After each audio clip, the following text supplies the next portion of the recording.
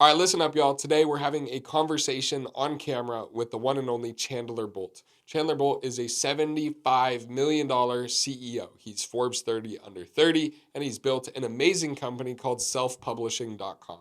I know a lot of their team members, and they seem to have just an incredible company culture. I know some of their clients, and they all seem to be very happy with the services they provide. Today, Chandler and I talked about his life, his relationships, his faith, and his journey going through all of those things, navigating a very full life on top of building an extraordinary business. We also go into the actual growth operating principles and the marketing principles that he's applying to take his business from 7,000 books published to over 100,000 books published in the next 10 years. So buckle up, sit down, relax, grab a snack. It's going to be quite a fun episode, and enjoy. I'm excited to talk life lessons, leadership, artificial intelligence, business, and building business. But let's start at something that's unique to both of us, which is entrepreneur houses. I live in a house with 5 other guys. There's always something happening around here. And sounds like you did a similar thing in California. Yeah. So it's funny because you talk about entrepreneur house with most people and they say, "What is that?" So like the frat house. Yeah, is it a It's like, clout house, a frat house? What are we doing here? kind of take the best, the best mastermind you've been in and the best house you've ever been in and combine the two. I don't know. I think for me it is interesting because we were walking around out here beforehand, and it takes me back. I mean, it's the ultimate cheat code. Jim Rohn says you're the average of the 5 people that you spend the most time with. Well, what if you just live with those people? Yeah. Obviously, that's not attainable for a lot of people because you're married or you got kids or whatever else. But early in your career, creating one or joining one is a cheat code. And I think, there's a lot of co-living kind of real estate investing models these days. And I think there's a massive opportunity for people who want to real estate invest in house hack and do this. It's crazy, but I think it's a crazy opportunity. But yeah, it does take me back. I started one in San Diego 12 years ago. Wow. I'm pretty sure it still exists today. I think I'm still on the lease. They just kept adding names to the lease. There's probably 30 or 50 names on that lease now. But then it spawned off a bunch more in San Diego.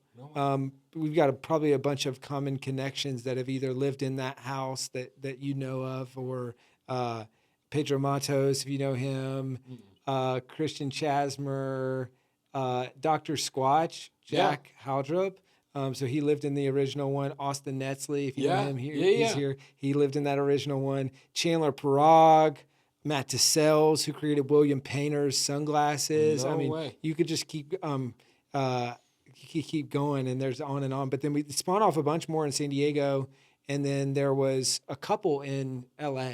And so then we did the 2.0 version, which honestly, just to brief in what I've saw here, this is probably teetering between the 1.0 and the 2.0 because this is pretty dang nice. Yeah. Our first one, we were just slumming it, and it was super affordable. But then the second one we narrowed down to 3, and we call it like the Baller Entrepreneur House 2.0, and that was on the beach in Venice. That's sweet. And that was really fun. That's $1 billion company spawned out of that sucker. So it's I think it's really cool what you guys are doing because I think more people should do it. Yeah, I love it because I went from building my first business on my own and then starting to live at downtown apartments, more luxurious living. I'm like, wow, it's really nice to live in nice places. It's nice to not be in a shithole anymore. So I was like, well, I don't really want to go back to. Yeah, it's I don't want my neighbors to be overdosing on my front porch anymore. That was cool while it lasted. Let's do something different now. Yeah. And so then I was like, okay, well, I want to live somewhere nice. And then to your point of you are the 5 people you spend the most time with. I'm surrounded by all these people that inspire me. And I'm like, I wonder what their days are like. I wonder what they do for fun.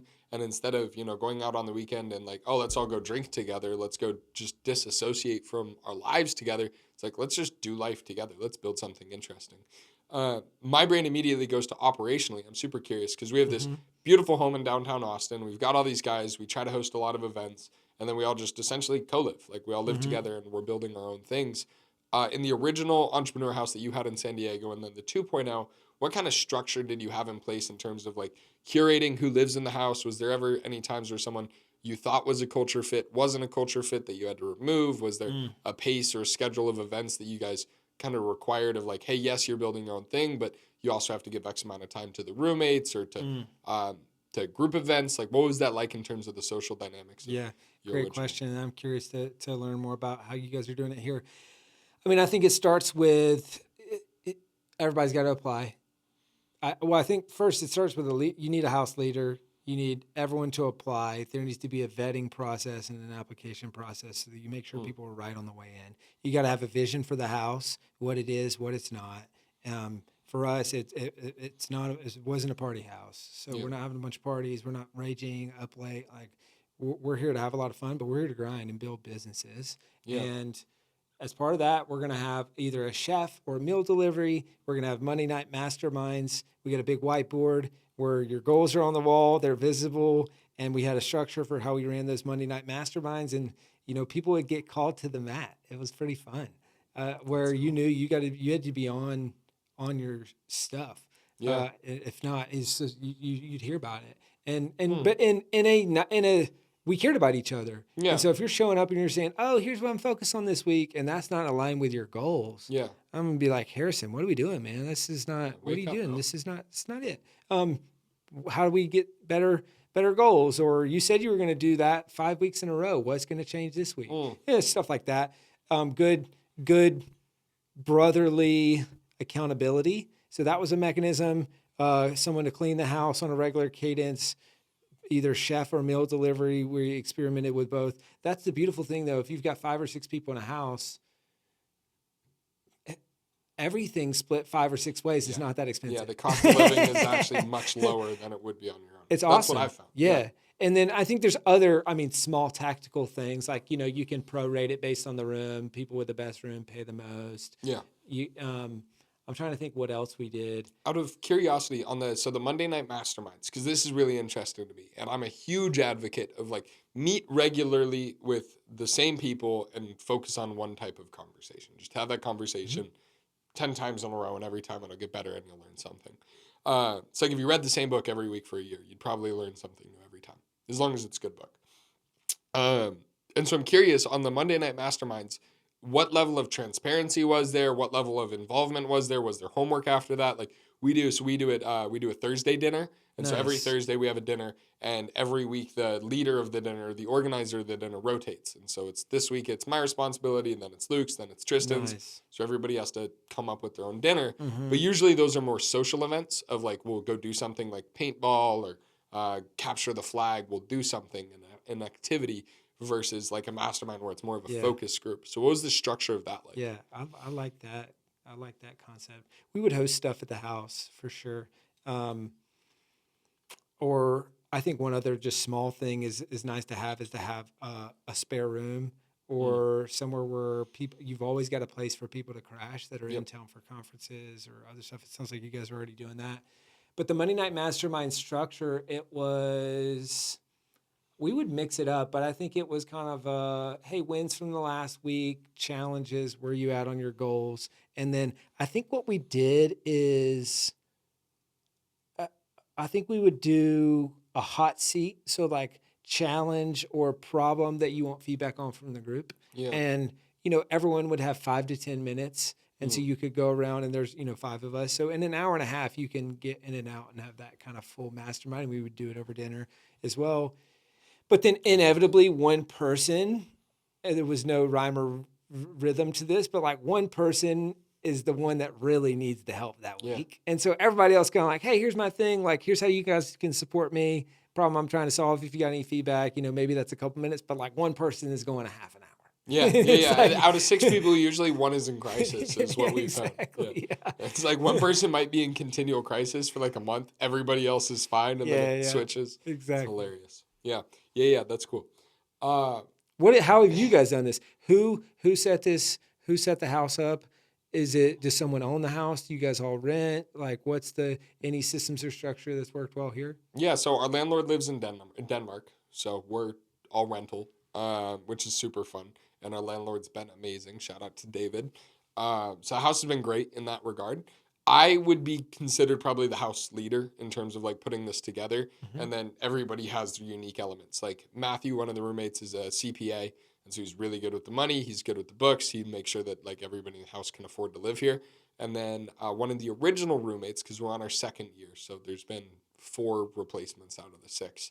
One of the original guys, Naven, was kind of the catalyst for this happening. So we were all sitting on a ranch. We had this event. We're doing like a dinner on this ranch down in South Austin. And Luke, one of the guys, was like, wouldn't it be so cool if we like had a trailer park where we all lived in trailers in a trailer park and we all just hung out together? And we're like, yeah, that'd be sick. And Naven's like, what if we got a house? And then instead of asking anybody else, everybody's like, yeah, that'd be cool.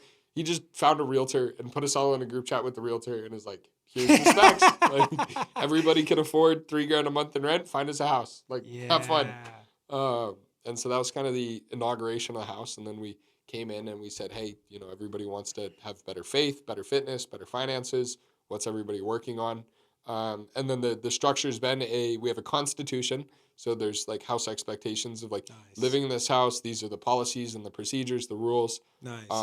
Work hard, play hard. Like we've hosted a couple of parties that have been a ton of fun, but a lot more on the focus side of things. And then we have the weekly dinner, which keeps us like social. And then I try to go out of my way. Like I have a meeting scheduled with a few of the roommates every week where I'll meet and I'm like, hey, how can I help you on your business? And then here's where I need help in mine.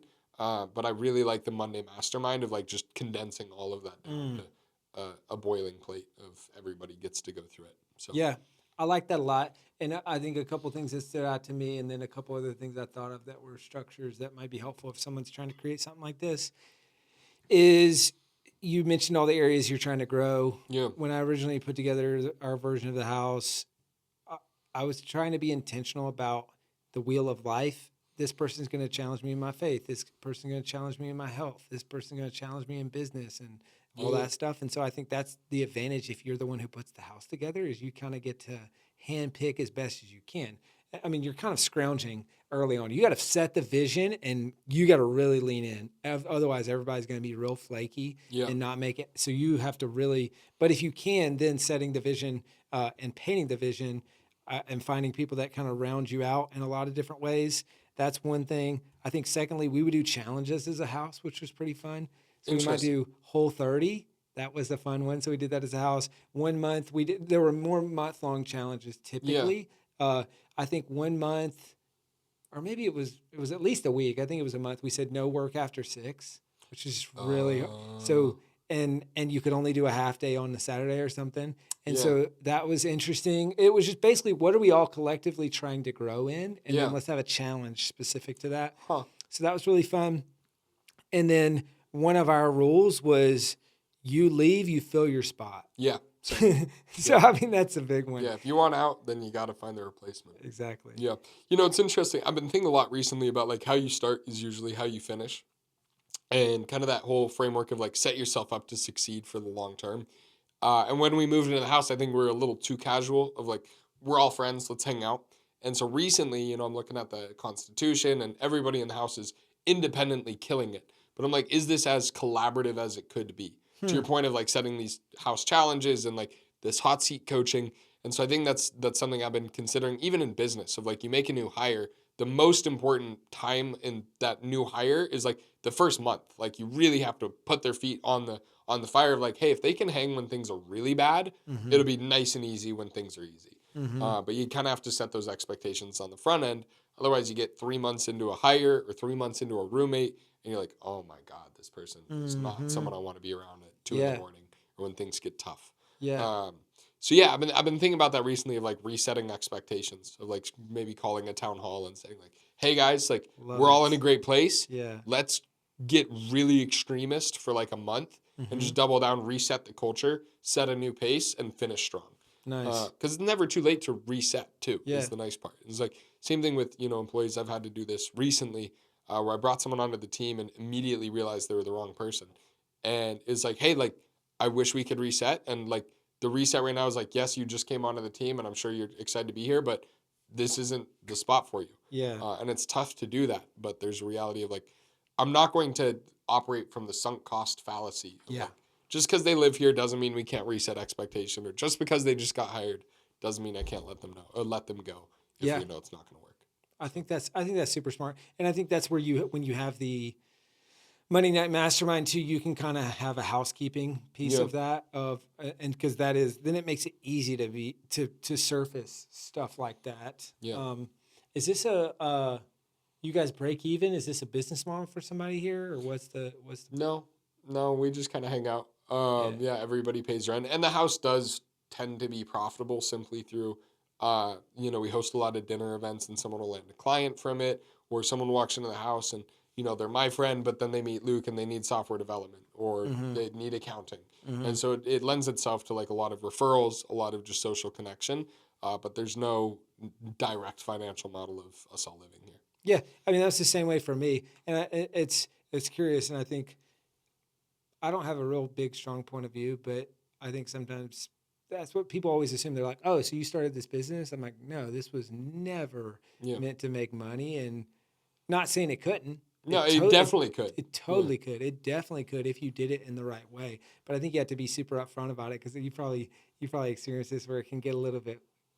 I think it would have got a little weird if it's like, "Hey, you guys are just paying more so that I don't have to pay rent." Yeah.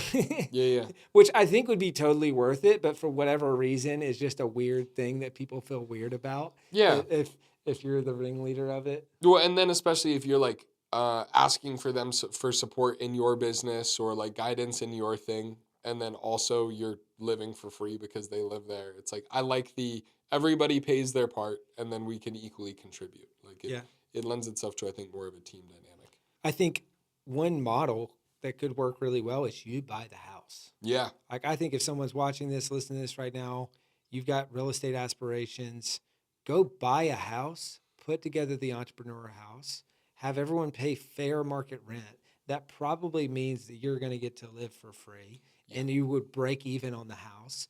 But I think to most people that feels super equitable because you're the home owner, and then you bank a bunch of principal pay down, appreciation. Yeah. You have a house that then you ultimately could grow into with your family. You get married, start having kids. So you could essentially fund your dream home. Yeah. From the starting it with an entrepreneur house. I think that could be a really interesting idea. And you probably have a higher quality of living while being there. That's been huge for me. Is like I wouldn't get this quality of living for the same price if I lived by myself because you're just surrounded by awesomeness. Yeah. And the house is great. And we've done the math, or I've done the math because my parents are in real estate. And yeah, you could house hack this. Like I could buy the house and like then you have the exposure of like maintenance and repairs. But as long as you can handle that type of exposure, like it can be very, very easily house hacked. Have you ever thought about trying to buy this place? Yeah. I've actually like gone through negotiations with our landlord and gone through the numbers. David's driving a hard bargain. Yeah. I mean, it's a good piece of land, but it's definitely on the table. Nice. I just wouldn't want to put all of my eggs into a property. Right. It's like, I think this would make a ton of sense if it was 30% or 40% of my portfolio. But if it's everything I have, maybe not. Totally. Yeah. But I mean, and David has offered me a sweetheart deal. He offered like the secondary finance part of it, so it could be really, really, really awesome. Yeah, seller financing is pretty interesting. Yeah, that's how we would do it. That's super interesting. Get creative.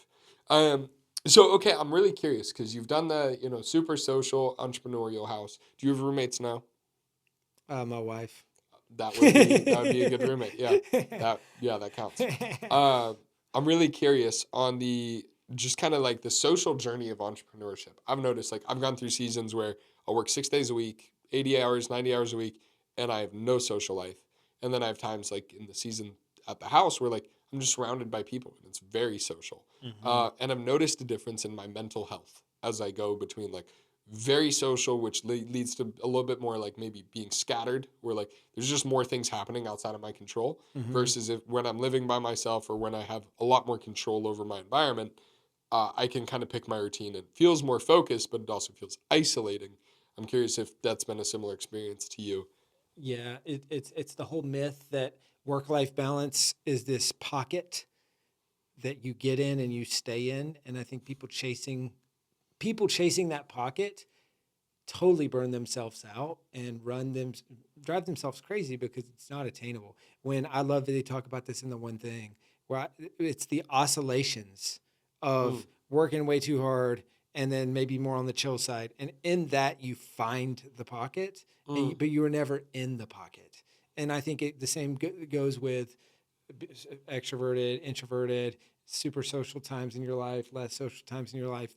It's never just, you're never in the pocket. Yeah. It's always teetering back and forth, which I think is how you find the balance and all that. So I've definitely been through a lot of those times. And I think early on it was Entrepreneur House.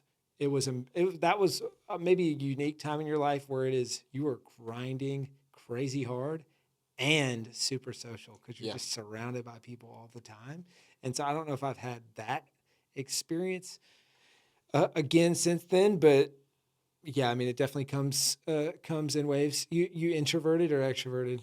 I would say I'm a very extroverted introvert. Like I love human beings. I love being around them, but it's not where I get my energy. Yeah, so you energize by recharging. Yes. So then you can truly, and other introverts can truly burn out by too much social, whereas I'm more inherently extroverted, so it recharges me. And so I think that's almost a key difference for people, not trying to be something that you're not, and just recognizing that. And so I think I've even noticed that with my wife, and you usually marry someone that's your opposite, which that's great.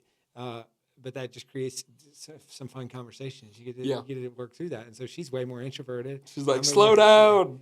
And so then we're having to figure out, because I think sometimes it's not even about pace as much as it is people. How much time are we spending with people? Are we, this is a week where I'm at a book launch party last night. We've got a team dinner kind of thing tonight. And just realizing, okay, I need those things to fill my cup. And it'll ebb and flow for me, but then that is actually draining for her. So then knowing, when is it important to me that we both go to this? When would you rather me go by myself and you have introvert time, and that's more important to you than time with me? Yep. And so just figuring out kind of all those dynamics. So I guess it's kind of what you're trying to figure out at a human level, and then stacking another human on top of that and saying, okay, hey, how do we coexist and support each other? So that we're not robbing the other person of what that person needs, Yeah, well, I think that's, like when would it be the highest benefit for you to stay home with her versus when would it be the benefit for her to come out with you or do your own things? And I think a lot of that just comes down to like conflict resolution and communication, which is the same thing. Like I've noticed the same thing when, I'm the type of person, I'm a quick start. I like to just pick things up and go. I have an idea and I'm like, how do we ship this idea by the end of this week? Like, how do we iterate on a product, or how do we change an operating system right now? And I realized not everybody on the team works that way. They're like, hey, let's think through it and let's digest this and let's consult. And I'm like, no, let's move. And I think it's the exact same skill of like being able to say, hey, look, you matter to me and I don't want you to feel like you don't matter. So let's talk through this in a way that I understand what matters to you, you understand what matters to me, and let's find the way forward that actually makes sense. Yeah. But it can be tricky. I agree. I am curious, how has getting married and having a wife that is different than you changed the way you run your business? It gives you appreciation of the alternate perspective. Because I think oftentimes in business, I mean, you know your perspective. You don't know other people's perspective. And so I think even in this next phase of life, over the next few years, as we start having kids, it'll take that to a whole nother level, because then I will have an understanding and appreciation for people who have kids, what they deal with, how that affects their life, all that stuff. And so I think that's one of the big things, is it gives you appreciation of the other person's perspective. It also constricts your time. Yeah. When you're flying solo, I mean, you can just work as much as you want. You can do whatever you want. I mean, you're kind of a gunslinging bachelor, and realizing, I think, having to die to some of that, which is very painful, because you don't want to lose that. I mean, especially these days, nobody ever wants to grow up. You just got a world full of male Peter Pans. Yeah. And maybe just Peter Pans in general, but people don't want to grow up, and myself included. That was a weird thing for me of, hey, I dropped out of school. I'm super independent, moved across the country, did stuff that no one in my circle has done. I like doing that. Yeah. I want to be able to do that. And just realizing that in order to support my wife the way that I want to, I just need to change some of those things. And it's not bad or it's not worse. It's just different. Yeah. And now it's the cliche me to we. It's truly we're going me to we. And so there were weird things that I had to really come to terms with. One of the biggest ones was running something by someone before you commit to something. Interesting. Versus being like, yeah, I can do that. Oh yeah, I'll be there. Yeah, for sure. What? Okay, cool. Yeah. I'll be there. And then her being like, well, hold up. Yeah, what do you mean? I thought we had plans, or I thought there was date night, or stuff like that, or even just I would love for you to consider me before you commit us to plans. Yeah. Well, so there was a few times of that where it was just so frustrating because I'm thinking, what? Why do I don't? I'm an entrepreneur and a college dropout, and all of my decisions in my entire life have been to break free, to have ultimate freedom and to break free from anyone ever telling me what to do. And you're telling me now I answer to you? And you're signing up for it? Yeah, and I'm signing up for it. I committed to this shit for life. Are you kidding me? No. But it really was realizing like, oh, wow, this is, I care about this woman so much that is trivial to me. It requires me to change the way that I operate 100%, but it is very much worth it. And so I think there was I feel like there was one other branch that I was going to go down. But that is, I think that's the big one. Yeah. Well, and that's, to love someone is to understand that at some point there will be an inconvenience. And so it's like whether, like kids get sick or call out of school or get in trouble, it's like anybody that matters to you will probably interrupt you at some point.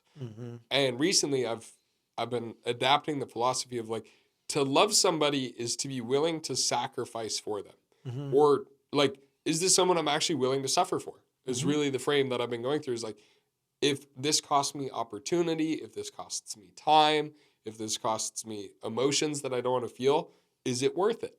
And then in the moment of the emotional of like, no, I want my freedom. Where's my freedom? I can remind myself, no, I looked at this person and I said, yes, this person's worth sacrificing. I'm willing to be inconvenienced by them.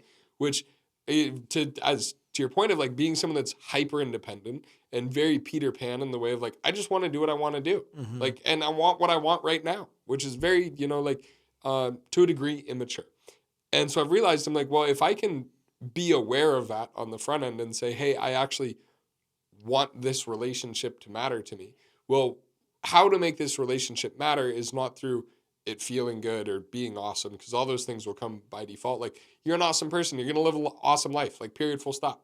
And I'm assuming she's amazing. So it's like, you're both going to be awesome no matter what. So what actually makes this matter is going to be the moments where things suck. And how do we handle those? So those sacrifices, it's interesting to hear. And I'm looking forward to getting married and going through that. That process of dying to yourself, like, have you gone through, like, is it books that are teaching you how to go through this process? Is it a lot of like introspective journaling? Kind of what tools or resources, people are you deploying to make that process easier for you? Books, lived experiences, and wise counsel, I think. And I've always lived with the mantra of don't take advice from people you wouldn't gladly switch places with. Yeah. And so find the people who are doing what you want to do and get advice from them or learn directly from them. And realizing that love is a verb. It's not a feeling. It's an action. And so I think there's a lot of those lived experiences. And one of the funniest and craziest lived experiences, you talk about dying to yourself. I'll never forget early on in my relationship with my now wife, we had this knockdown drag out. And it was over what could you purchase or spend money on without the other person's approval. And how do we think about that? And this one hits really home for me because ultimate freedom. I don't want people telling me what I can do. And also in the business, I'm used to making a high velocity of expensive decisions on a regular basis. Yes. And so just the fraying of the business over to the personal is kind of a little bit weird. But the big breaking point was a car. So I said, "Oh, well, a car. Like, I think I should be able to buy a car, and I don't need to run it by you." And Yeah. she said, "What? You are crazy. Are you You're going to buy a kidding me? car without telling Are me? you kidding me?" She's like, "That is the most insane thing that I've ever heard." And it led to an interesting debate because at the time, this was probably peak with the business and peak profitability. I mean, we were just spitting off so much cash. Hundreds of thousands of dollars a month in profit.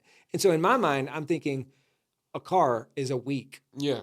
It's A like week. 5 days of Yes. work. So I understand societally, which I lost this argument, by the way. Yeah. But I had to kind of come to terms with, all right, maybe this is just something that I need to die to myself and us have this conversation. But I think that is a tricky thing when you're with a spouse or significant other, because societal expectations don't mean anything to you. That's why you're at where you're at. Mhm. Is because you don't do things the way that other people do it. And so that was kind of the crux of our whole debate was society says, yes, a car is the line. But if that is a week or two worth of profit, well then is that really a big financial decision? Is that really a big thing that, if the equivalent for most people would be, oh, I'm going to spend 500 or $1,000 on a thing, which for some people, maybe they're like, yeah, that's above the line of we should have a conversation about it. But it was just so interesting because that really brought some things to the forefront for me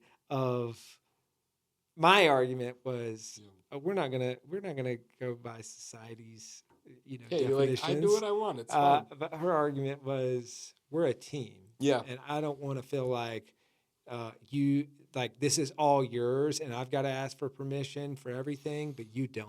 Because that's a one-way relationship. I'm like, Yeah. man, that is a really great point. Yeah. I'll ask you before I buy a car. Yeah. And I'm not even somebody who likes fancy things. I mean, I'm still literally driving my high school car. So it wasn't actually buying the car. It was the freedom of having to run the decision by someone. And I think if you're just going to be in a long-term committed relationship, you got to get over that. Yeah, the At least optionality. Yeah. Yeah. That's really interesting. And I can appreciate her frame of thought too of like, if you guys are building as a team and she's like, hey, can we make these plans tonight? Or can we not make these plans tonight? And then you're like, hey, by the way, I just spent 5 days worth of my hard work and focus on this car. Surprise. And she's like, I asked you for 3 hours of your time for a night and I asked you for that. And you're not going to ask me for a week worth of payout of your own. It's like, it's not exactly. Yeah, I can understand that perspective. That's really interesting. How did you know she was your wife? How did you know? Or when did you decide? I think people who say when you know, are just so stupid. I think maybe that's some people's experience, but I mean, it's just the worst advice ever.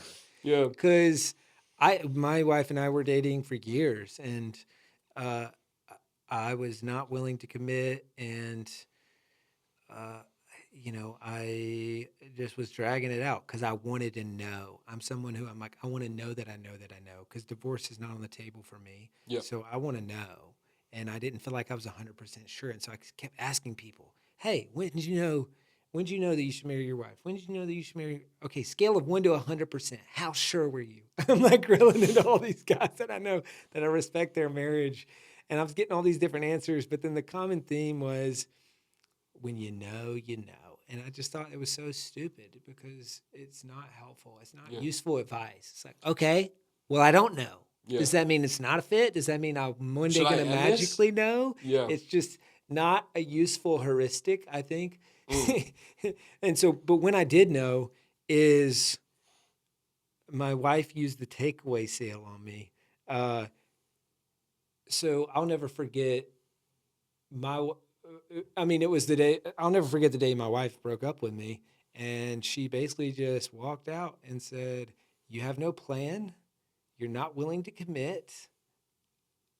I'm getting older, and I can't just sit around and wait for you to one day come up with a plan and decide that you want to commit. I've already waited for whatever it was, 4 years or more at that point, so I'm out." And I was floored. We were about to take this trip and with my family, and I'm like, oh my gosh, this is crazy. So I go on this trip. Everybody's like, where's Aubrey? Yeah. Like, funny you mentioned that. Yeah. We kind of I broke got up. a story for you, but it was just very interesting where, I mean, sometimes it takes losing what you want for you to realize that you want it. And so I think with her, because she was totally right, she had kept trying to pin me down on a date, and finally, in I mean, it just, I guess against my better judgment, I mean, we had a long conversation. Finally, I threw out a date. And I want to say it was June 1st or something. This was at the beginning of the year. We were talking about goals for the year, all this stuff. Yeah. And June 1st came and went, and I forgot about it. And She didn't. She Yeah, you better believe not. she did not forget. And so this was, I want to say mid to late June. She said, "Yeah, you gave me a timeline. You didn't meet it. You still have no plan. You're not willing to commit. What am I doing? Well, You're way off KPI. Yeah, You haven't yeah. delivered a single report. Yeah. The performance or the PIP I put you on has not been followed through on. I see no EODs. Yeah, there's we are gonna have to free up your future. That's what we call it when we fire somebody. We're not firing. We're firing. We're freeing up their future, and we're allowing them to have an opportunity for a better future. Yeah. And so, she freed up my future. That's for sure. And but the big thing that she hit me with, which is maybe a takeaway for folks, maybe, is she said, "No other area of your life would you tolerate this.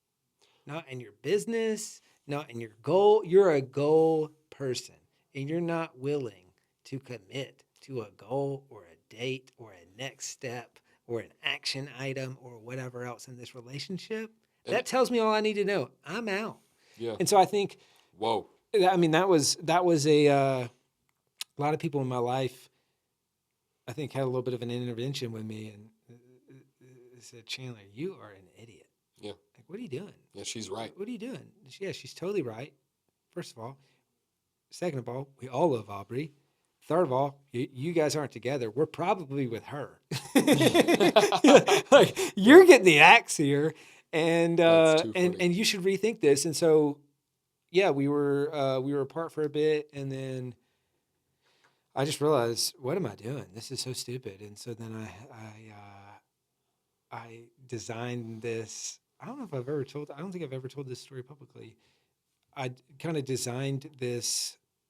I convinced her to come over to the house, and offsite style, I had these big sticky notes on the board, and I had these questions and prompts, and I had worship music going, and there were prompts. It's like, hey, here's what I love about you. Here's what I would look forward to about being married to you. Here's what I'm looking for in a marriage, the ideal partner, what that looks like. I've got the question on my phone somewhere. But I basically just guided us through that, and we would do a few minutes. We would write stuff on sticky notes and then put them up on the big Post-it thing on the wall and just talk about it. And then we'd, all right, here's another prompt, and here's another prompt. And I realized that day when I looked at that and I said, your vision of marriage is exactly what I'm looking for. And we are 100% a match.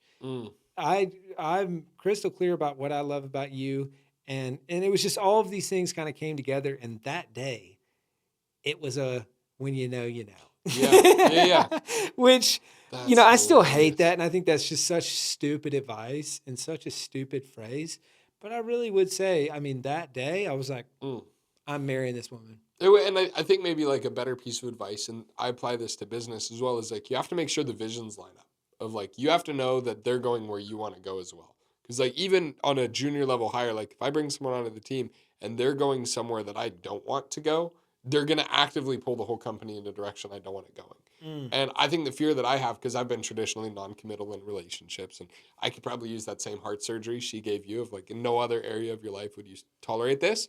Great, by the way, that she said that. That's really gnarly. I love a good piece of feedback.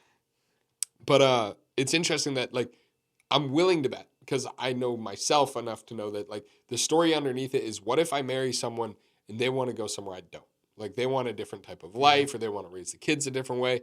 that terrifies me. Like that's enough because divorce is not on the table. Yeah. It's like that keeps me up at night of like, oh my God, like what if I sign up for life with someone and then I find out that they want a different type of life that I want. And so to like answer all those questions of like vision of the future, what do you want out of a relationship? What do you want out of a marriage? It's like as soon as you know the vision lines up, I think you can bring a lot of peace of like, okay, like we might disagree on how to get there, but we're going to the same place at the end of the day, so we can figure it out. Yeah, that's really reassuring. That's cool. But yeah, that's the framework I use for hiring or relationships that I'm working on is like make sure in the micro and in the macro, directionally we have alignment. Because if there's directional alignment, everything else is easy. I like that. Yeah. And I think it, applies across the board. It's like directional alignment is like you want to be in better shape. I don't care if you think boxing is the best way or endurance running. Like you want to be in better shape. I want to be in better shape. Let's figure it out. Directionally, we're good. So then I think it makes a lot of things a lot easier to solve for. You mentioned that you were playing worship music when you were doing that. Is faith big part of your life? Yeah, for sure. Yeah, I know your brother's in a Christian band, right? Yeah. He just retired. And depending on who you ask, at Christian band, crossover band, but yeah, I mean, my brother's band started in our church growing up. So, No way. The two brothers that started the band alongside my brother, their dad was our pastor, and they were the youth band, and they were the worship band for church. So you've always been a believer. Yep. That's super cool. Yep. Since I was a kid, and grew up in church, and then you go find it for yourself. Yeah. You get out of the house and you realize, hold up, do I want this to be my faith, or is this just my parents' faith? And then you know. I think like anything good in life, faith, fitness, finances, relationship, like the good parts of it come from the struggle with it. Of like, let me actually wrestle with this. Of like, I've never understood the faith of like, yeah, it's what I grew up understanding. It's like, no, I want to like struggle with this. Like business is fun because you struggle with it. It's like, I don't know any billionaires that haven't been sued. Like it's part of the game. Or like freeing up the future of an employee. It's like, that's a really hard conversation to have. But that's what makes it enjoyable is like learning the game of like, I don't want to fire people. I'm not in the business of firing people. So then I have this unique problem to solve of like, how do I reconcile and make sure that doesn't happen? And how do I build a culture to make sure that doesn't happen? And faith is the same way of like, let me make sure I really like this book and this guy that wrote it. That's kind of important. Yep. And you got to find that for yourself. Yeah. Which I think takes takes leaving home. It takes making some mistakes and wandering away from it a lot of times to then figure out, okay, wow, yeah, there actually is something here that I need to go back to and that I need to be rooted in. And when I am, I'm a better person. Yeah. Did you have a similar come to Jesus moment as you did with Aubrey, with your faith of like, where you kind of strayed away from faith and then you came back and you're like, okay, no, I know this is it. Yeah. I think I've probably had multiple. Yeah. I think it's similar to what we were talking about with the work-life balance. Faith is not a pocket. It's not I have faith and I achieved faith. Yeah, I made it, guys. Now I have faith. And it's okay, sometimes I'm stronger in my faith, sometimes I'm weaker in my faith, and in that range I find the pocket, hopefully. And so I think, there's been multiple times. One is when I moved across the country, dropped out of school, went to Des Moines, Iowa, and then just got a little reckless. Nothing crazy, but just, I worked through high school and college. And so I never really drank. I never had fun in that way. And so I kind of turned up a bit in Des Moines, Iowa. So that was fun, but then just realizing, hey, this is not me. Yeah. This is of the world, and this is not what I'm about. And then I think, so having kind of some of those experiences and some near-death experiences that really kind of shook things up for me. And then I would say sometimes in LA and when I was living there during the pandemic and just getting back to my faith. And I remember there was one Sunday we were watching church on TV that we normally go to, and the pastor says,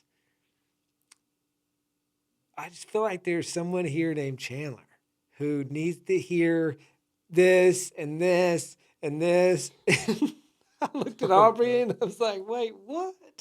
Yeah. And that was pretty wild. Mhm. And that there's been some moments that leap Yep. off the page like Yep. that, where I feel like God is saying, you're asking him, hey, if you're real, show yourself to me. Mhm. And sometimes there's been moments like that where it's, hey, Yeah. Yeah. It's pretty super clear. real, Yeah. Yeah. and still here when you're ready to come back. Yeah. Yeah. Oh man. That story lights me up. I had a very almost identical experience at a church here in Austin, and I had like 6 of my friends with me. So I have eyewitness testimony of it. And the exact same thing of the pastor's like, I want to tell you guys a story about my friend. His name is Harrison. And all my friends are like, looking at me and he just bought a brand new blue BMW, and I had bought a brand new blue BMW like 2 weeks before that.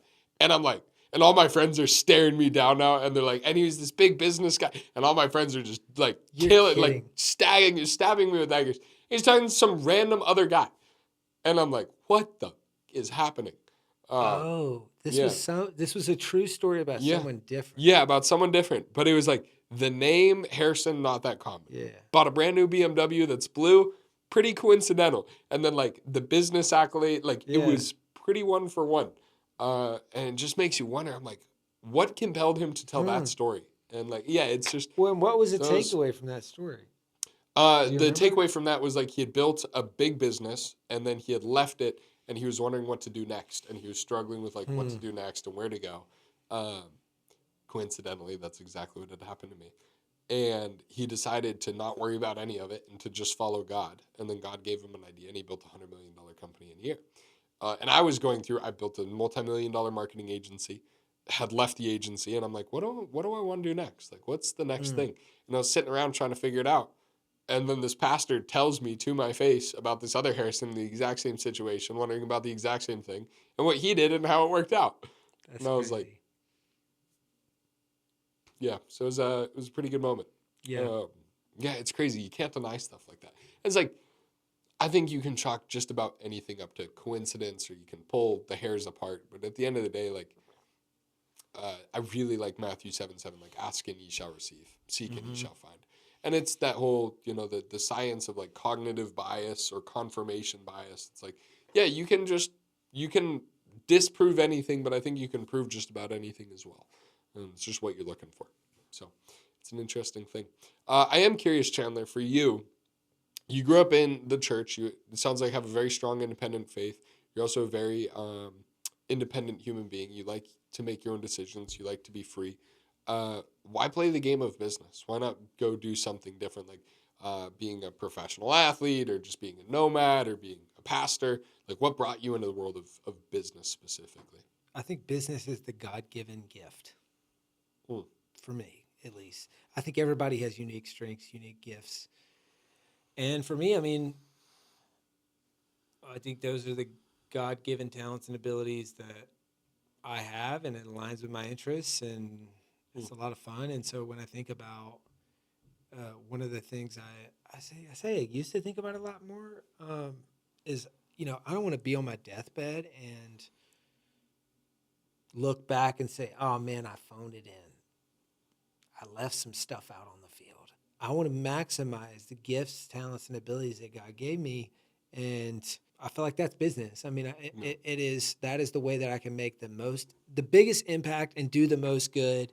And, you can make a lot of money, and then you can give it all away, and you can create generational wealth for your family. And business is the greatest vehicle for good. You create this thing that makes the lives of your customers better, assuming you're not, Shilling something. selling sugary drinks or some crap that's making people sick.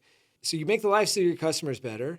You make the lives of your employees better by creating a great company that provides a great living and helps them grow and be the best version of themselves. You create a massive profit, which is amazing for you, your family, your friends, people in your life, your kids, your future generations. Also, if you choose to do so, which I do, you're able to tithe off that, support great churches, make charitable contributions, support awesome nonprofits. And so it creates a ripple effect of so much good.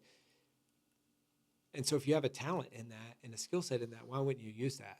Yeah. Just like for someone else, some people have a talent of, hey, I'm really great at serving the one person. And I'm the listening ear, and I'm going to be the counselor to the people in my church or the people in my company or the windy roads that is, I'm going to take in your stuff and I'm going to help you unlock levels of capability. That's great. That's your talent. Do that.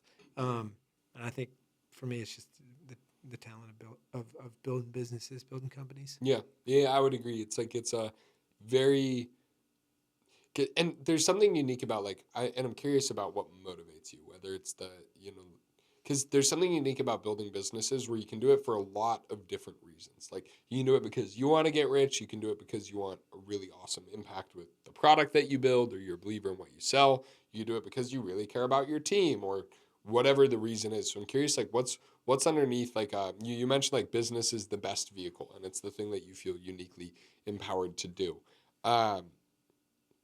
It's interesting to me because I think there's a lot of different directions that could play out, right? Like you could go say, hey, I'm going to build the biggest. I have a friend. I'll use this as an example. He has an office actually near your office, and he does life insurance. And so he has like 50 guys in the office. They've got offices all around the U.S., and he's got this really awesome culture. But at the end of the day, like to your point of like, does it make the end client better? Does it make the team better? Does it make my life better? And then ancillary effect of everybody around me in my circle. Well, he's done something that I think is huge net benefit on all of his team members. Like his team members' lives are changed. But I don't know if it's like the best possible thing for the end user life insurance. Is it term life? Allegedly, right? Yeah, that's tough. Yeah, that's it is tough. Really tough. And so I'm curious, like the underlying motivator of like what part of that process are you optimizing for?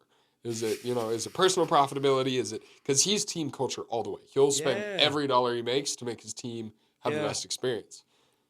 That's a tough one. I think the ideal business does it all. Yeah. I really do. I think you've got to decide for yourself where your moral compass is, but I don't even know that that's morals as much as it's maybe ethics. Because I wouldn't say it's immoral to sell life insurance. I don't even know that I would say it's unethical. Yeah. But it's just does the end customer of your product, is their life better? Now, I think you can spin any business into that. So you could talk about the 3 people who got the claim and then their wife, oh my gosh, they passed away, and then we got the check, and then that did everything. But I think by and large, people get screwed in that business. I think it's a pretty horrible business. Well, it's a great business if you're thinking profitability. For sure. It's a super profitable business. So I think at the end of the day, it is probably a nice to have for most people. And I think the counter argument would be if there is a willing buyer and a willing seller in a market, then you are solving a problem. And so what's wrong with that? And if who's to assign the goodness or the badness of solving problem? Assuming it is legal, right? And legality being the baseline barrier, well, then you could say, okay, anything that is legal and there's a willing buyer and willing seller, you're not doing the harm. They're making an independent choice. I think that can be a little bit of a slippery slope, but I would agree. I think if you can do it all, then of course, that's great. That's fantastic. I'm curious how you optimize those things, because you in selfpublishing.com, I would say, or I would categorize, operates in the space of like e-learning, online education, high ticket program, coaching, consulting type business models. And categorically, there's a really bad reputation on the industry of online information, online coaching, where a lot of average online course completion is like 2%. And so I think I've heard a lot of the argument of, especially having some buddies in that life insurance space, where they're like, high ticket sales, online sales sucks. You should sell life insurance. It's way better. It's a way better product. Like you're helping your clients way more. And so I'm curious for you as the business owner and the founder of self-publishing, how do you optimize for client success? How do you make sure that your clients are like, how do you measure good for the end user of your product? Yeah, that's funny. I mean, I think you could ask those same people, hey, what percentage of people that buy a policy do you pay out? Bingo. Yeah, less than 2% probably. Nobody gets paid out life insurance policies because they Right. jack the premiums up so high right before you die. So then you cancel the policy, they don't have to pay it out. Yeah, that's But elite ball, by the way. Take note of what he just said. I was literally just talking to a friend about this week, and I'm like, do not buy term life. Maybe, or maybe you buy it with as an insurance policy on you dying in the next 10 years Yeah, I think the for your term life versus spouse. whole life, Yeah. like there's the trick of like I have a term life policy of like if a freak accident kills me in the next 10 years, my family's good. Mm-hmm. But that insurance policy is like if I'm in Bangladesh and I die in a motorcycle accident, my family can fly my body home and pay for that. I think it's a very good policy to have. Versus like I'm going to pay this for the rest of my life as an investment Oh, vehicle. totally. I'm Are sorry. you, so is that just a very small premium? Yeah, it's like term 20 life? bucks a month. And so for Okay. me, like the Yeah, risk to reward of that that's is fair. like a Netflix subscription versus the ability, if anything happens in the next 10 years, for my family to be totally set and taken care of in that catastrophic event. Like I will happily pay $20 a month for that. Yeah, that's fair. Yeah, I think the unfortunate reality is a lot of people are paying way more than that, agreed. Well, and the incentive and they for get the screwed. salesperson is to Yeah. sell you the most expensive Which policy. there's bad actors on both sides of the aisle Yeah, with that. yeah. But I think with whole life, what I think is really interesting is the guaranteed death benefit and the infinite banking. Now you got to watch out that the person who's selling it to you doesn't have some crazy incentive or a massive commission or there's baked in fees that eat away all the stuff. But like I think for me, which this is probably going to sound super tone deaf and not approachable at all, but I've got I did whole life and it's an $8 million policy and I paid 150 grand a year into it for 5 years. And then I Wow. do not have to, so that's a lot, right? Yeah. Like that's, for most people, they would say that is insane. So you can size it proportionately, but then I do not have to pay into that for the rest of my life. So it's a 750K investment, and the back of that For an $8 750 is. million guaranteed death benefit Mm. that And I is can there anything also that draw disqualifies you from that? money out of. I mean, I had to go through blood tests and all that Okay. stuff before I got Yeah. the policy. So I would assume if there was, that would have I would have been disqualified before the policy. But Yeah, but your family gets paid. it's a guaranteed death benefit, and That's awesome. I would assume that at a minimum it is the money that is left in the policy. But it should be an $8 million policy no matter what. That's incredible. People can probably tell me in the comments if I'm wrong on that.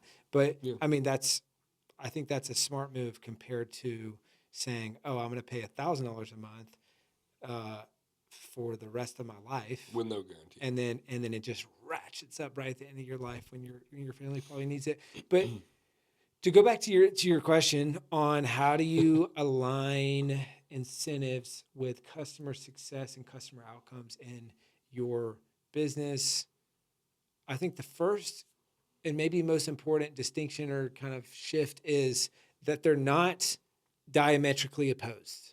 Like they work together. And so I think early on, especially in the info space, so many people just were in the business of charging as much as they possibly could, delivering the least amount of value possible so that they can make the maximum profit possible. And then you end up with a bunch of pissed off customers, Yep. maybe even an FTC complaint or a bunch of them. You get the business shut down or you're just out of business because your reputation sucks. And so I think from the beginning, we just said, hey, if it's good for the client, we're going to do it within reason, right? It's got to make, I always look at it as kind of there's three shareholders in the business, and I'm always fighting to make them all happy, and they're never all happy at the same time. Yep. So there's the owner, there's the employees, and there's the customer. And so these three people have seemingly competing incentives or competing interests, right? Is the owner wants to, have this subservient labor that they pay nothing and then squeeze every last nickel out of their customers because that's in the business or in the interest of the owner. But then the customer wants everything for free and they want to have to pay. But then the employee is kind of caught in this tug of war between the two. Where they want to get paid as much as possible for as little work as possible. So Yes. And so I think it's your job as a CEO is to balance the incentives of those three groups of people. And the real cheat code or the real unlock is realizing that for the most part, they're not in competition. Mm. It's actually, if as an employee, I can create more value for our customers, well, guess what? The customers are going to be way happier and the business is going to be way more profitable. Yeah. So what's in the interest of the customer and owner is also in the interest of the employee, because if you create more value, you're going to make more money. Yes. And so, I mean, if you kind of just look at that, these things aren't in competition, and it's your job as the CEO to show people that and teach people. Because I think a lot of times it's not even so much it's not bad motives. It's just it's a knowledge gap. People don't understand. I just don't think it's the normal frame of thinking, right? Because like to your point of like the customer, I want everything for free. I think to myself, well, if I'm the customer that pays the most amount of money and is the easiest to work with and does the most amount of work and is the fastest to communicate, I'll probably get the best customer service. I'll probably get access to things that nobody else gets access to. And then I can prove this. I can create evidence in my life of like, if you go to Starbucks and you tip them $50 every day for a week, you'll probably get free coffee for the rest of the year. Just a thought. I'm like, that's, when I lived downtown, I was a block away from Starbucks and I'd go there every morning. And I was like, why don't I just be really high investment on the front end? It's like a guaranteed death benefit, right? Like all I have to do is like, okay, if coffee costs me $5 a day and I buy coffee 5 days a week, that's $25 a week for 52 weeks a year. Like I'm spending enough money on coffee where why don't I just spend $200 for the first 3 weeks and then everybody in that Starbucks will know my name forever. And now I'll go back downtown 3 years later. I haven't lived downtown in 2.5 years. I'll go downtown. They're like, Harrison, it's so good to see you. How are you? And I'm like, that is a dividend that I paid for. And it's so cool. That is cool. Yeah, but I like the reframe of like, and then same thing with an employee of like, if an employee can double your revenue, you'll never fire them. Like, or they make your clients happy, you're never getting rid of that person. Yeah, it's interesting. It's, I think, a way better way to look at things. So to specifically on self-publishing, like you guys help people write books. When is the person like, when is someone ready to write a book? I think when they have something to say, they have proof or results of a thing that they've done, or when they're trying to grow their business. I mean, now we help people write books in any genre you can think of. We've published, over 7,000 books over the last decade or so. We publish about 2 to 5 books a day. Nice. Ranging anything from nonfiction to memoirs to fiction to children's books to everything in between. And so I think some people, they want to write a book or they're ready to do it because they want to leave a legacy and it's just for their kids and their grandkids and they want to share their story. Some people, they're trying to grow their business and they want to, that's what we can help them do is you've got proof or experience in a thing. Cool. We'll help you package that in a book. That book's going to grow your business. And then other people, maybe more creative and just say, oh, I've just been dying to write this story. And so this fiction book or this children's book, or I spoke at an event earlier this week and these ladies were coming up to me, multiple teachers. All the teachers and parents want to write children's books. Yeah. Because they're tired of reading these stupid kids' books. Yeah. That make no sense. Are so dumb and not well written. And they read it and they think, I could write a better book than that. And so they do. Yeah. And so it's kind of all over the map. That's super cool. And you have a 10x goal of you said you guys have helped publish 7,000 books so far.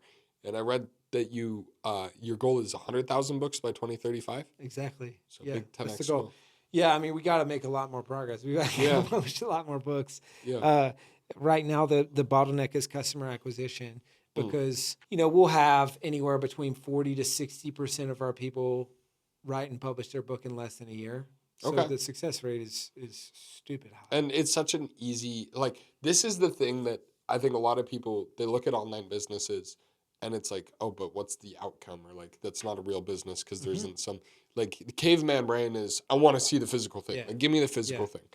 And I think the online education businesses that work really well have definite outcomes that are measurable. I work with a company and you either get a job in investment banking or you don't. And we can measure success rate based on we know average acceptance rate into investment banking is less than 2%, closer to 1%. We know that anybody that works with this company gets 90% success rate. Our students are 90% or about 1% on your own. What do you want? That's crazy. And then same thing with self-publishing of the average person does not write a book. the average person that works with self-publishing, 60% of them write a book in a year. Exactly. Who do you want to be? And then it's Exactly. like, I think that type of like measurement of outcome in online education makes it something that it's actually worth doing. Of like, hey, look, like, I'm not going to give you any guarantee. There's no guarantee in life, but this is the only thing we know how to do. And it's actually, I think, much better than the college promise of like, oh, you'll get a career. Doing what? I don't know. Making how much? I don't know. It's like, no, like, you guys do something and you do it well. So I think it's both the most beautiful business model ever and the worst business model ever. I'll tell you why. It's the most beautiful business model ever because you're delivering a tangible outcome to someone. So it's exactly what you said. You pay us, you will get a physical book in your hand that you created. That is one of the most magical feelings ever. Yeah. The first time you get a copy of your book shipped to you, it's incredible. And then now it exists forever, long after you're off this earth. It's still here. That's great. But the problem with definite outcome businesses is you have a product, you don't have a business. Because most people, I'll speak for myself, that's why on the flip side, it is the worst business model ever because you have low repeat business and low repeat revenue because you helped them achieve the thing. So we've run into this where, I would love to have a business that is majority recurring revenue, like your buddy's life insurance business. That's beautiful. That cash just shows up, but new month, you got 90 to 105% of the revenue that you had last month automatically. Yes. And then you just stack on top of that versus for us, every new month is go hunt and kill and go, you got to go. Yeah, start from zero. Yeah, start from zero every month. Yep. And so there's, that's the problem with that. And so, yes, we've got maybe 20 to 40% repeat business or renewal revenue is what we would call it. And so that's not horrible, but it's also not great. But I think that's the fundamental flaw in the business. And the interesting thing is it's not right or wrong. It's just is. Yeah. And so I've talked to friends about that, complaining about it. And Really a friend said, okay, yeah, I get it. You want a recurring revenue business. You realize that is just the minority of businesses, right? I mean, every business or most businesses start from scratch. Yep. And now they might have some repeat business, but the grocery store starts from scratch. The auto mechanic starts from scratch. The car lot starts from scratch. I mean, most businesses start from scratch every month, and so that's just a function of business. It's just it's just doing business. But I think as an entrepreneur, the grass is always seemingly greener on the other side. Yeah, and it's also like just because it isn't a renewal-based business does not make it unworthy to pursue anyway. It's like, well, is that a reason? Is that a good enough reason to not do it? No, I'm going to do it anyway because it's awesome and we are good at what we do. Yeah. Yeah, it's definitely interesting though because it is like, I think especially in today's world where like, the mental health is piss poor, focus is absolutely non-existent anymore, attention spans, what even are those? And so it's like, well, of course I'm always focused on the dopamine cycle of what's the shiny new object that looks better than what I currently have. But it's like, if you can build and you have a $75 million business just solving one problem really well, a thought that I just had is, maybe the evolution is less like the life insurance or the software as a service where you have this constant renewal. And it's more like Coca-Cola where we just have one product, which is just Coke. But we just have a million different distribution channels. We've got, you drink Jack and Coke, you buy it at the grocery store, you buy it at a restaurant, we ship it in bulk to vendors, we have it at events. And so then there's, 5,000 different ways to buy Coke, but it's always Coca-Cola, no matter where you buy it from. So it's just a thought that I'm now currently having is like, well, I think the future of e-learning, because I'm huge on e-learning. I think it's the coolest business model in the world because I think school sucks. I'm really not a big fan of the traditional education system. So I'm like, well, what if selfpublishing.com was also an optional credit that I could take at university? Totally. That would be awesome. Yeah. I could learn how to write books in college. That'd be sweet. Mm-hmm. And then it's like, okay, new and diversified distribution. And then I have, more secured revenues, even if it is still a one-time product or consumable. Yeah. That's super smart. I like that. Yeah. Becomes a game of distribution. I think it's interesting because any business in its simplest form is a CAC to LTV arbitrage. Yeah. And one-time purchase-based businesses are CAC to AOV arbitrage. So is your Yes. cost to acquire a customer? Can you profitably acquire customers that are greater than your average order value? And if your average order value, if you're a one-time purchase business, well, then your average order value is basically the same as your lifetime value. Yes. Now you want to figure out how you can obviously increase that lifetime value, but that is the arbitrage. So then you're in a customer acquisition arbitrage based business, which is a lot of businesses. I mean, that's, maybe, I guess probably all businesses, but then the more lifetime value that you have, the more profitable it's obviously going to be, because the cheapest customer to acquire is the one you already got. Yep. Then also the more that you can spend to acquire a customer, which, I love the quote, the person who can pay the most to acquire a customer wins. And so that's where, how do you increase your lifetime value on the back end? If you can solve that problem, you then figure out, you have an unlimited marketing budget, Yeah. and you can scale exponentially. So when I think about, for us, we want to get to 100,000 books published over the next decade. Well, we got to figure out that CAC arbitrage so that we can scale customer acquisition, because we know that the machine works. And so it's like, well, we know the machine works. Then the questions become, how can we make our LTV infinite? Like we can just turn a dial and increase the... Facebook's done this well, because most people on Facebook are worth nothing, $0. But there's people that have spent tens of billions of dollars advertising on Facebook. And so it's like, oh, well, all we need is those 3 people that spend $10 billion a year with us. We don't care if the 500 million active users pay us a single cent.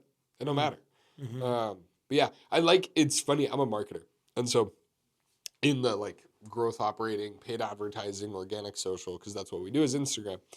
And Instagram lead gen, it's like the sparkle in a business owner's eyes when it's just those 2 numbers. It's like, here's how much money we can make you per lead, and here's how much money you're spending per lead. It's so funny what happens. It's like when you can really reduce the entire business down to a literal ratio. And it's like, oh, okay, that works. Because you guys are mostly doing that paid, or it's mostly organic? We do hybrid growth, so we Yeah. do both. Nice. Yeah. So we'll usually use paid traffic to fuel an organic engine. So it's like, if it won't work organically, I think that, well, it's kind of like they feed into each other. So I look at them as interdependent instead of independent or dependent. We're like, you should be able to be profitable with paid ads with no social presence. That's awesome. You should be able to generate a sale by putting something up on your story saying, hey, I'm selling this thing. Do you want to buy it? What would be even better is you get more people buying your thing off of your story when you say that, if you have paid eyeballs there and you have a dramatically higher ROAS. Like we've scaled a company a few years ago up to the highest we ever saw was a 35x ROAS on 50 grand a month in spend. So not like a 2K ad spend to 50K sale. We had a 35x ROAS on 50,000 in ad spend. Whoa. And that only happens when you have strong organic. Because then it's like, these people actually trust us and they like us and they want to buy our thing anyway. And we're just forcing them to, like, now we don't have to worry about going viral or hitting their algorithm. We can just continuously nurture and retarget. So, what do you attribute that? I mean, that's obviously a crazy outlier number. But what worked so well with that specific business or campaign? Yeah, with that, so the average ROAS on that was 17x over 12 months. So not super crazy. That's great. That is crazy. What do you attribute that to? What was working so well? A few things. Industry dominant. There's nobody else in the space offering the service that they offered to the clientele that they offered it to.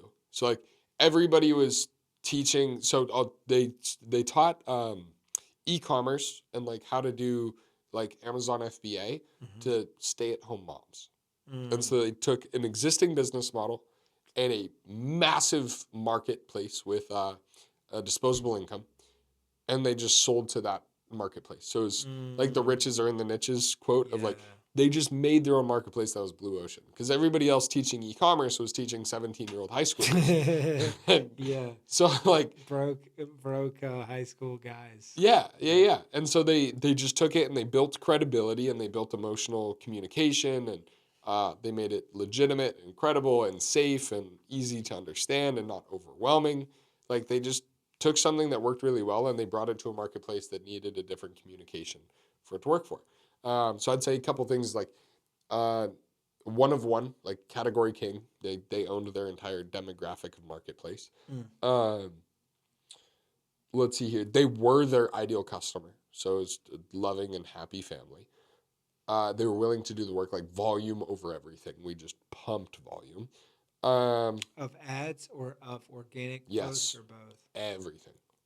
And then even the back end of like one of the big things that I notice across everybody that I've seen win at a high level is like you tell them to do 5 reps and they do like 30.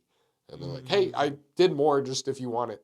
It's like there's no like under delivery or like subpar performance that I've noticed of like when I'm working with people that crush on the hybrid strategy on Instagram. It's like, hey, we need you to do, a dream 100 list. Hey, here's our 500 list. Hey, we need you to film these 5 ads. Here's 25 versions of them. Hey, we need these 5 organics. Okay, here's 50 pieces. Like that ratio always indicates a lot to me. So we beat everybody else by default on volume. Ideal customers, category kings. I would say that we had the best experts in the world on it too. Of like, there's a level of quality was also better than anybody else. Like we're creating viral formats and creating performing content and ad formats instead of trying to duplicate someone else's from a different industry or like. And that's the whole thing with like the Claude bots running your ad account of like, go find what's working for someone else and then do it for me. It's like, yeah, sure, that can work, but now you're just a puppet. Yeah. Right? Like, Yeah. and that doesn't work. Well, it can work, but it doesn't work at the same level. You don't become an outlier. So those would probably be like the big elements that we saw in that of categorical performance was huge volume, insane quality, representation of the ideal client of like, hey, we're your dream state. So like, you just want to be like us. And then the last one was category separation and category kings. So yeah. That's interesting. If you were to say for someone like that, what's more important for the outcome? Is it, if you can only pick one, that they are crushing it paid or that they're crushing it organic? Like prerequisite? That's a great question. I would say, it's much easier to scale a business that's already crushing it unpaid. It's much easier to work with an individual that is crushing organic. Because the organic, I think, has a mindset of like how I relate to my audience, how I build a relationship with people, how I convert people. I think the paid killers understand LTV to CAC. And it's like the paid person is like, let's just press the money, like press the button, make the money go brr. Like it's a very simple equation.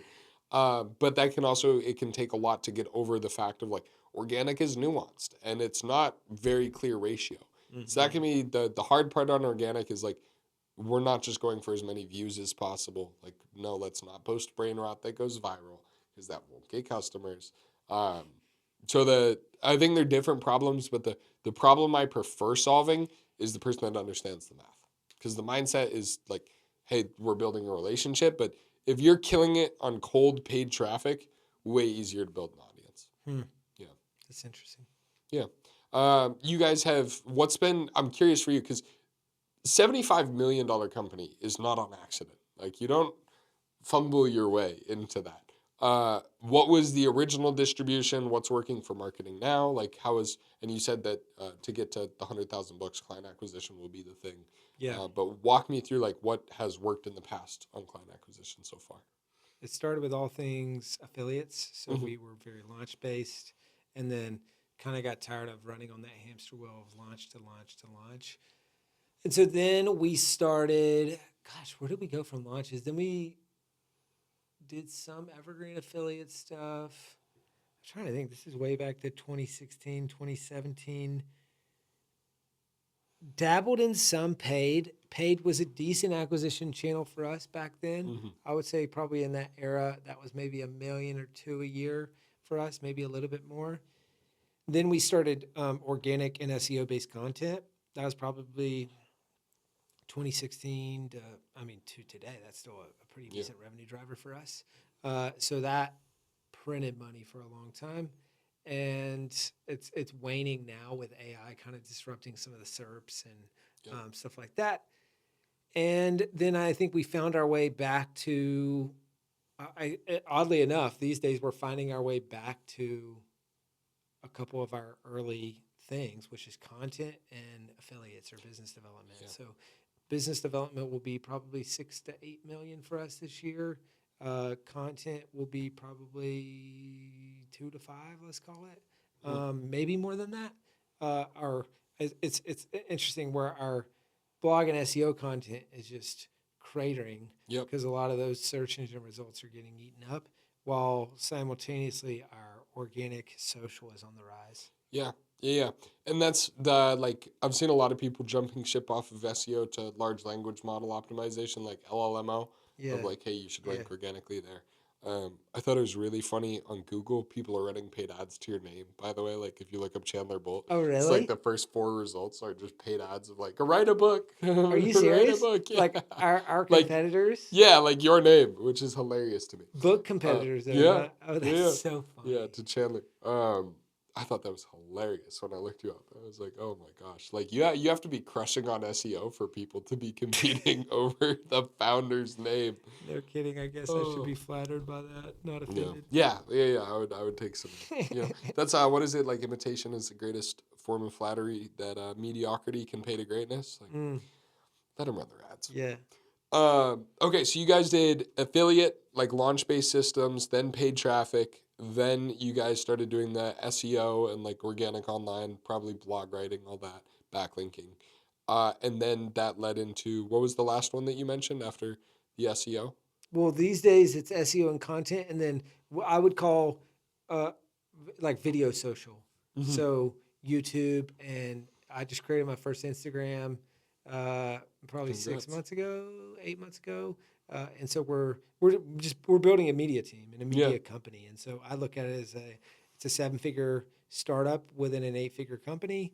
And it's a media team, and ultimately that media team will drive and fuel everything that we do. that's huge. And so we're building out YouTube channels with selfpublishing.com and Chandler Bolt. And so one is on obviously publishing books, the other one is on scaling a business to 8 figures, what it takes, all that stuff. And Nice. then same on uh, organic social. I mean, that's predominantly Instagram, but same thing with selfpublishing.com and Chandler Bolt stuff. So that's been a bit interesting. It's just Yeah. kind of learning that game. So we're learning that, and then partnerships, and then we're back on the hunt with ads. It's just one of those things that's kind of interesting. Everyone in our space pretty much only runs ads, and their Yeah. whole entire business is reliant on ads. For whatever reason, we have never been able to fully crack it at scale. Hmm. And I think it's just a major thing that's holding us back, quite Yeah. frankly. And so we're just committed to figuring that out and solving that. And so, because I just think it's one of those things that it's not a 2Xer, it's a 10Xer. Yeah. I mean, we figure that out and add that on top of all the other competitive advantages that we have. I mean, and we can just, I agree. it can get pretty silly. Yeah, I think that in my experience, like the affiliate models, the brand partnership models, the very selective, like if you can snipe ideal clients through human relationships, baller way to build a business and probably the best way to Yeah. get your whale clients. But when it comes to like building a funnel for distribution, and Dan Martell has been huge on this for the past like 3 years of doing the like, you are a media company Mm-hmm. and the media distribution is what fuels the rest of your company, which requires you to think like a creator.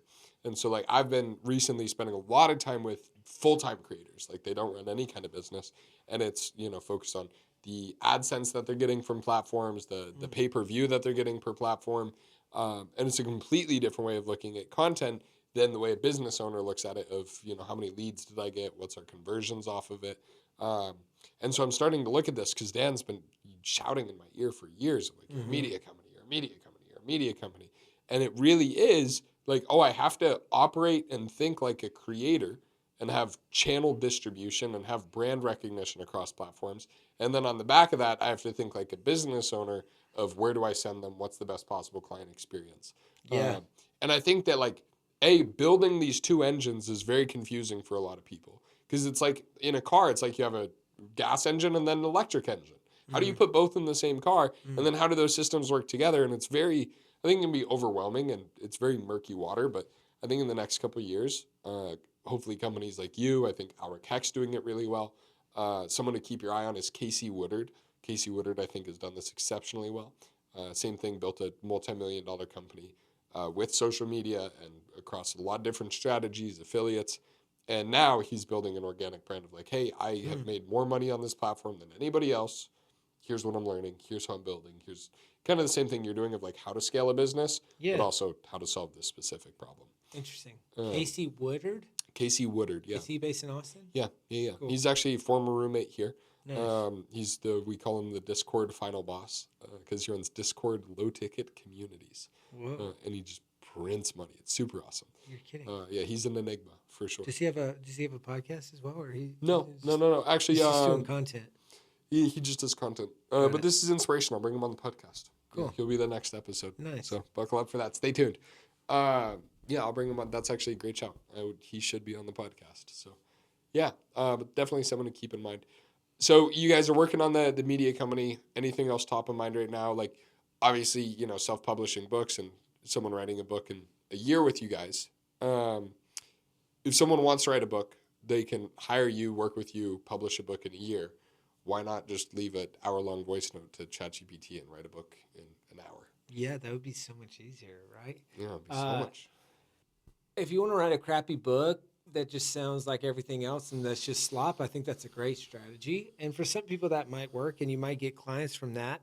We've always taken what's the easy path or the road most traveled? How do we just do the total opposite of that? And that's worked out really well for us. Yeah. Is early days, it was hire cheap overseas ghostwriters and spam as many books as possible on Kindle because there's a short-term arbitrage and you can make money. Yeah. And I have friends and people I know that did that model. And I just would tell them, what are you doing? This is so stupid.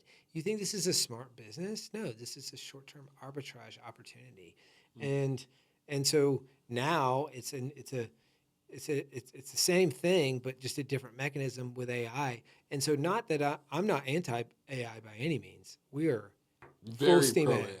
Yeah. Full steam ahead. My whole team, our customers, everybody. But we're saying, how do we use AI to write a better book, to create higher quality material, to improve our marketing, to make everything better, not to just make it faster. Now, yes, that doesn't mean that there's going to be speed advantages. There's going to be turnaround time advantages. There will even be cost advantages, and those are all great. And I think that'll be really good for business for us, and it'll be really helpful for our authors. But not just going to the lowest common denominator. I think that is how we stood out in the past and how we'll keep standing out in the future. That's good. Yeah, I think like the AI, and because I try to understand someone's business model, especially if I'm going to have you on my show. And so I'm thinking through like, how would I write a book with AI, but not written by AI? And I think there's a ton of opportunity like with providing references to material and statistics. I think it's also great for like poking blind spots, also ensuring readability of like what's the readability or the reading level of this part of the work, transition points. Like I think that there's definitely some really fun things you can do with AI of like, well, I don't even know what book I want to write. Okay, let's figure that out. Let's condense that down. Okay, what's the actual research and studies and evidences around this that can support my opinion on this? Okay, let's condense those. And then how does this read? Is it reading choppy? Is it a 3rd grade reading level? Is it a 11th grade reading level? Like, let me figure those out and make sure it's congruent. Yeah. While still being able to produce unique intellectual property that's still sourced by me. 100%. Yeah, and I think but I think it is, the default is like, oh, I can just do it faster and easier with less effort. Let me just do that. But that never really pays out. Yeah, that's interesting. Are you writing any books right now? Not at the moment. My team is trying to convince me to write a business book about all the frameworks and stuff that I teach on scaling a business to 8 figures. Yeah. And I'm toying with the idea. Do you feel like you're ready for that? Like, do you feel like you're where you want to be in business to be the authority that they think you are? I mean, I certainly could be. It's just a matter of, do I want to do it at the moment? And is that the smartest thing I could do to grow the business? Yeah. Which is hilarious as I say it out loud. Is like, I sound like our customers. Or I sound like our prospects, I guess I should say. Yeah. People who are thinking about working with us. Except I've already done it. I've already done it 7 times. But have you done a book on this? Not scaling businesses specifically. So it's for me, it's not a matter of if, but when. Yeah. And right now, if I had a copy of my most recent book, I mean, that is still the thing that I point to that all the time. I talk about it on every webinar I do, every podcast that I do. I mean, that is I'm super proud of that book, and that is the singular book that when people hear about our work or they're thinking about writing a book, you have to read that book. It's great. And it's super helpful. And that leads that book has brought in roughly 7 million or so in sales over the last 12 months.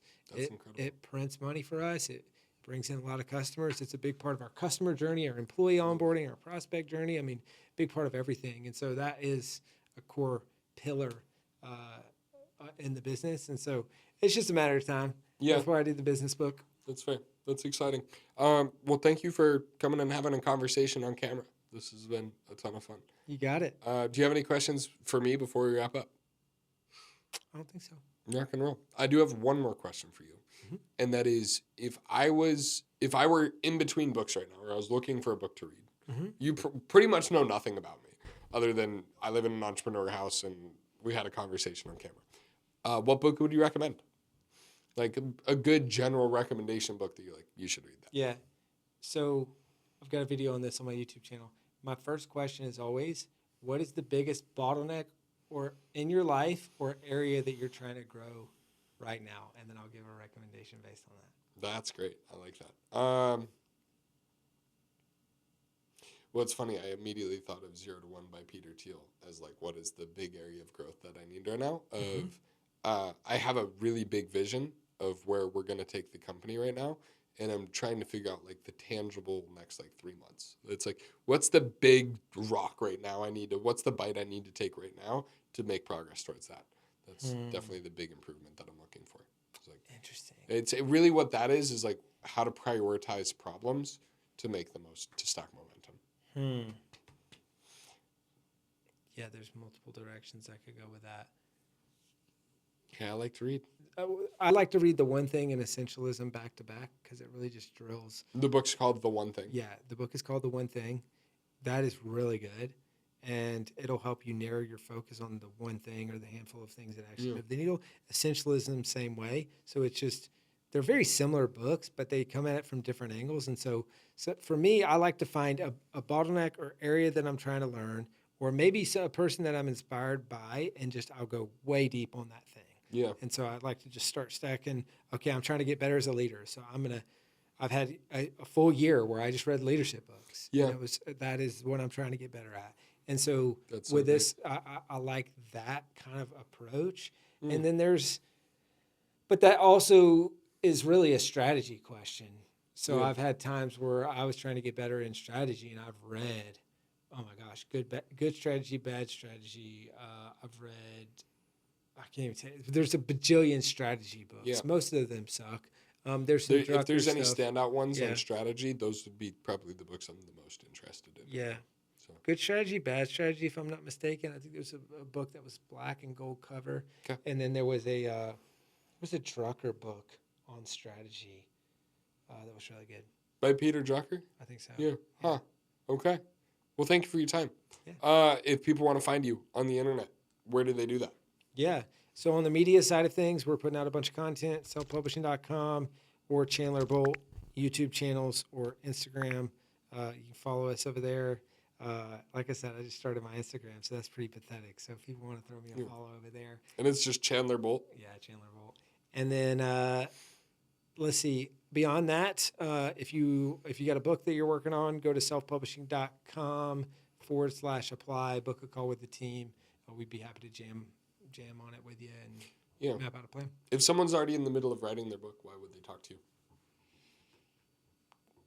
Because you probably don't know how to get from where you're at to actually publishing it successfully, and that's what we do all day, every day. Mm-hmm. And so whether someone's just started, whether they're in the process, or sometimes people come to us, they've already published it and it just didn't do well, and so we help them relaunch it. And so it's for people who want the strategy, the accountability, and we do it. We've got a bunch of done-for-you services that kind of come alongside them and help them be more successful with the book itself. Sweet. Okay. Rock and roll. Chandler Bolt on Instagram, YouTube, selfpublishing.com.